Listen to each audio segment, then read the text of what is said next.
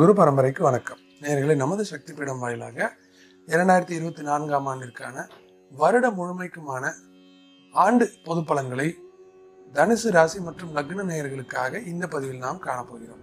நேயர்களே, நீங்கள் இதுவரைக்கும் நம்ம சேனலுக்கு சப்ஸ்கிரைப் பண்ணாமல் வீடியோஸ் எல்லாம் பார்த்துட்டு இருக்கீங்கன்னா தவறாமல் சப்ஸ்கிரைப் பட்டனை கிளிக் பண்ணிட்டு பதிவுக்குள்ளே போகலாம். நேயர்களே, இந்த ஆண்டு பலன்கள் சொல்லும்போது முக்கியமாக நீங்கள் கருத்தில் எடுத்துக்க வேண்டிய விஷயங்கள் என்னென்னு பார்த்தீங்கன்னா, ஆண்டு பலன்கள் கிரக பயிற்சிகளை பொறுத்து மாறுபடும். ஏன்னா இது கோச்சார அடிப்படையில் சொல்றது, புரிஞ்சுதுங்களா?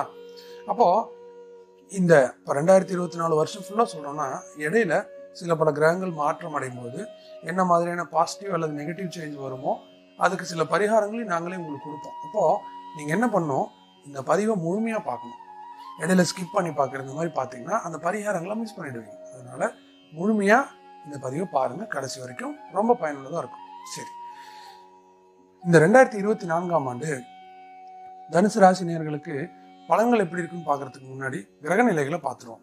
அதாவது பலன்கள்னு சொன்னால் எந்த விஷயங்கள் நன்மை தரும், எந்த விஷயங்களை நீங்கள் கொஞ்சம் எச்சரிக்கையாக இருக்கணும், எந்த காலகட்டம் ரொம்ப ஃபேவரபிள், எந்த மாதிரி பரிகாரங்கள் பொருளாதார வளர்ச்சியை கொடுக்கும், இந்த மாதிரி தான் நம்ம இந்த பதிவுகளில் பார்க்க போகிறோம்.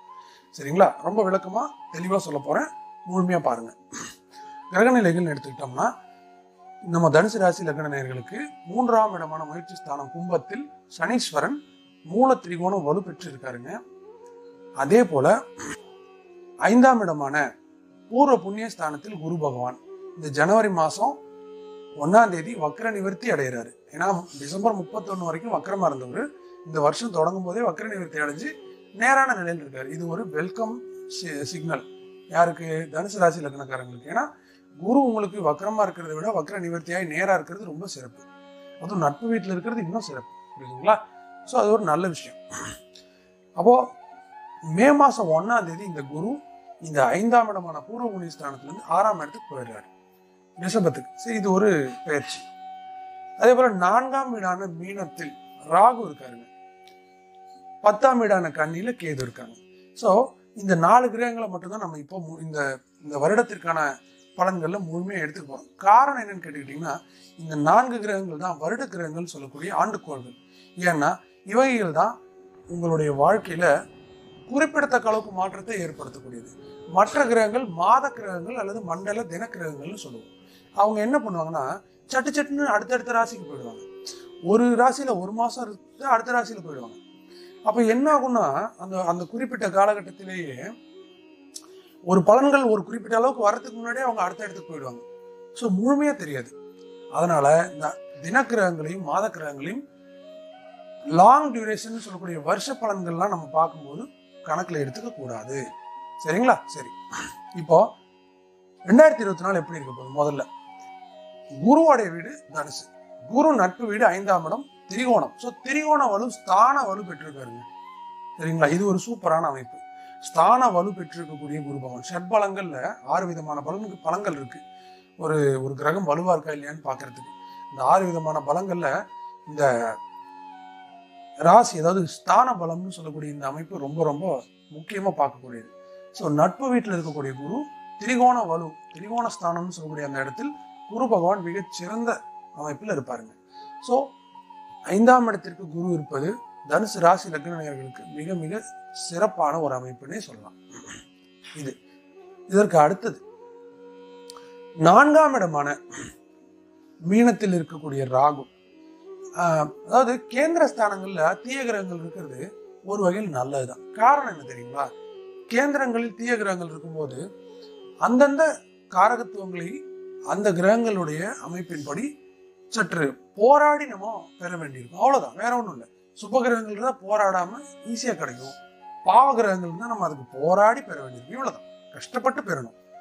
அதாவது ஈஸியா சும்மா வேலையை செய்யாம கூலி கிடைக்கிறதும் நல்ல கடுமையா உழைச்சு கூலி கிடைக்கிறதுக்கு இருக்க வித்தியாசம் தான் அது.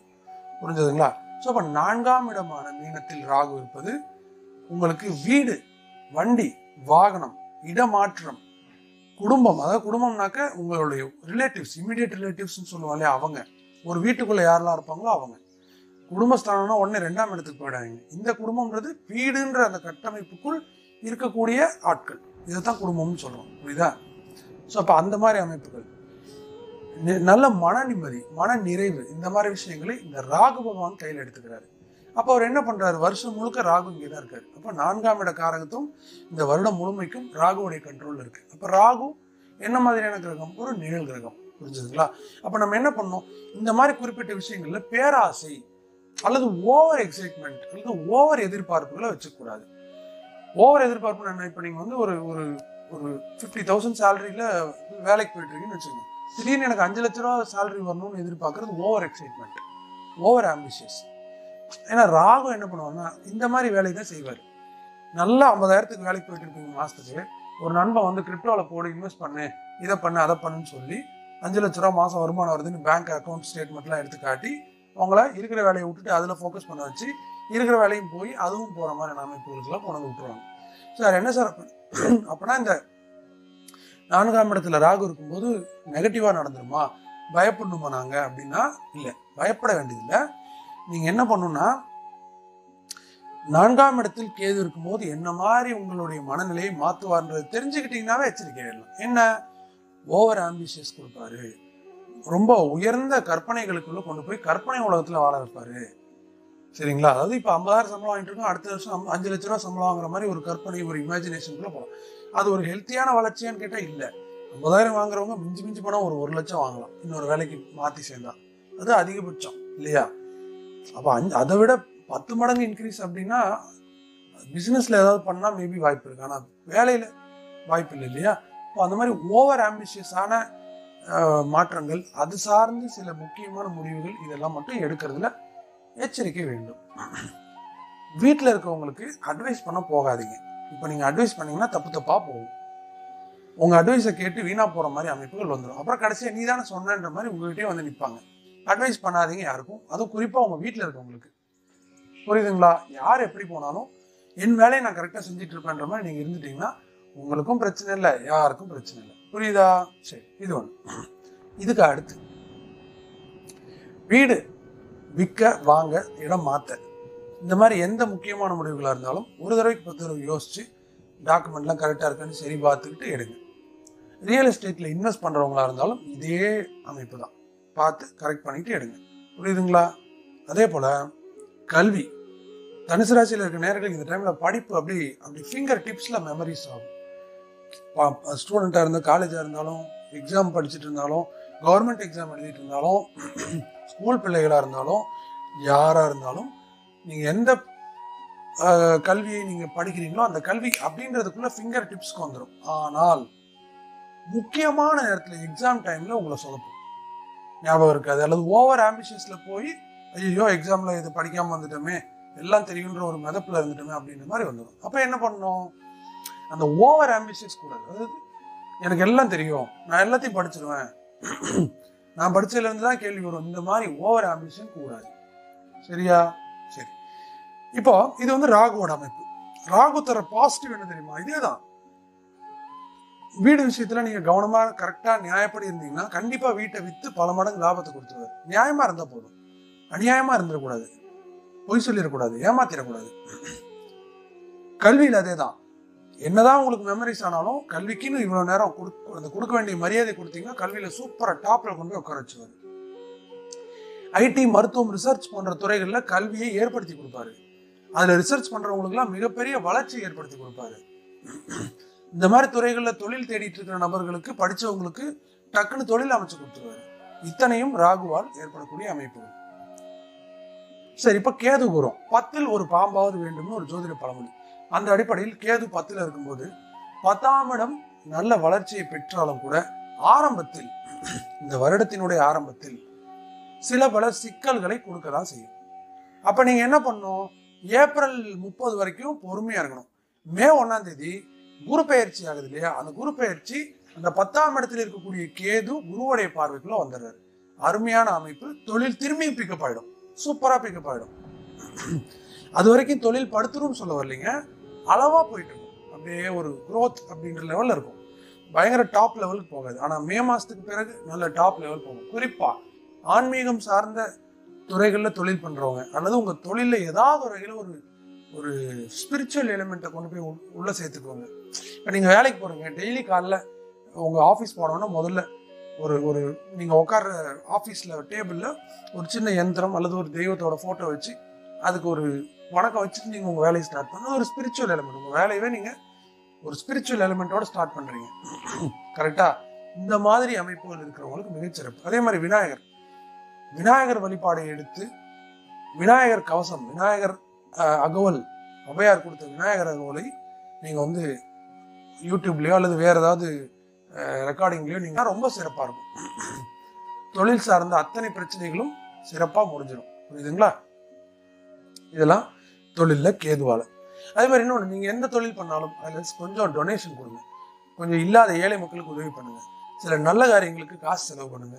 அது கடவுள் சேவைக்கோ அல்லது அன்னதானமோ அல்லது ஏழைகளுக்கு மருத்துவ செலவோ அல்லது கல்வி தானம், இந்த மாதிரி ஏதாவது ஒரு நல்ல காரியத்துக்கு எந்த எதிர்பார்ப்பும் இல்லாமல் செலவு பண்ணுங்க சார்.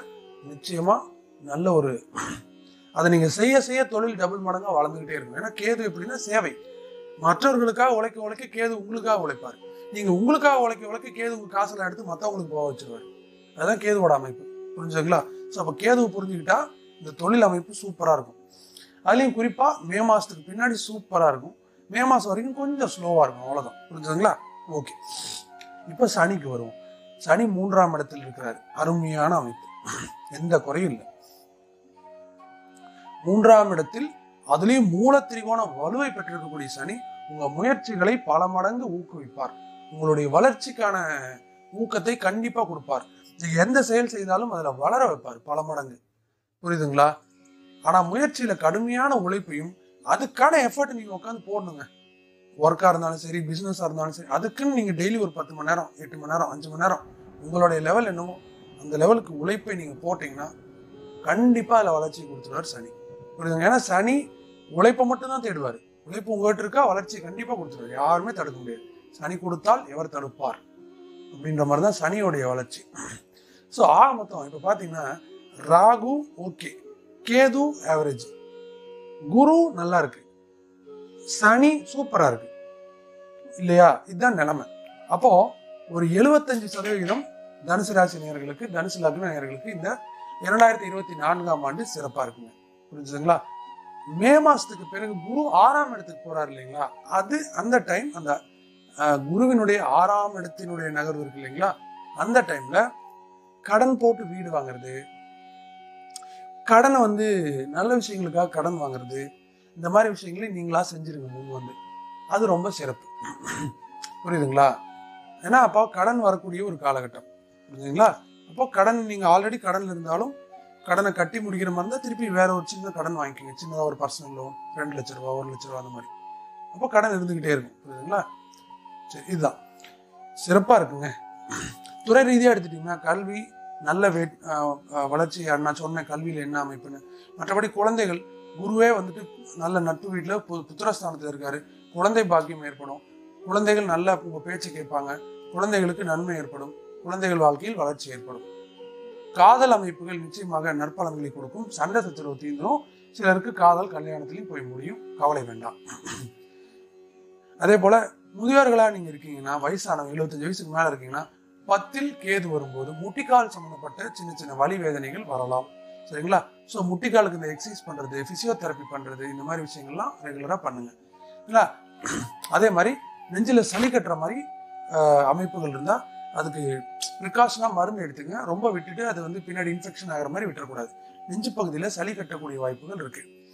பொதுவாகவே தனுசு ராசி லக்னக்காரங்களுக்கு நெஞ்சு பகுதியில மூச்சு குழாய், இதயம், லங்ஸ், நுரையீரல் இந்த பகுதியில ஏதாவது சின்ன சின்ன இருமல் வரது, இந்த மாதிரி பிரச்சனைகள் வரலாம். ஸோ பாத்துங்க. இல்லத்தரசிகளுக்கு மிகச்சிறப்பா இருக்கு. குடும்பத்துல இருந்த பிரச்சனைகள் நீங்கும். பல பேருக்கு குடும்ப பிரச்சனைகள் இருந்து கணவன் மனைவிக்குள்ள பிரச்சனை எல்லாம் இருந்துச்சு, அதெல்லாம் இப்ப நீங்கிடும். புரியுதுங்களா? அதே போல உங்களுடைய ராசிக்கு பாரம்பரிய தொழில்கள் செய்யற நபர்களா இருந்தா, அந்த ஆடு மாடு வளர்த்தல், விவசாயம், மண்பாண்டம் செய்யறது, ஆசாரி தொழில், மாதிரி பாரம்பரிய தொழில் எதுவாக இருந்தாலும் நல்ல முன்னேற்றத்தை அடையும். ஸ்பெகுலேஷன், ஷேர் மார்க்கெட், கிரிப்டோ போன்ற துறைகள் மே வரைக்கும் சூப்பரா இருக்கும். அதுக்கு மேல கொஞ்சம் ஸ்லோவா இருக்கும். அவ்வளவுதான். நல்லா இருக்கும், ஒன்றும் கவலை இல்லைங்க. சூப்பரா இருக்கு. நான் சொன்ன மாதிரி விநாயகர் வழிபாடும், பிரதோஷத்தில் சிவபெருமான் வழிபாடும், சிவாலய வழிபாடுகளும் செய்வது மிகச் சிறப்பு. சரிங்களா?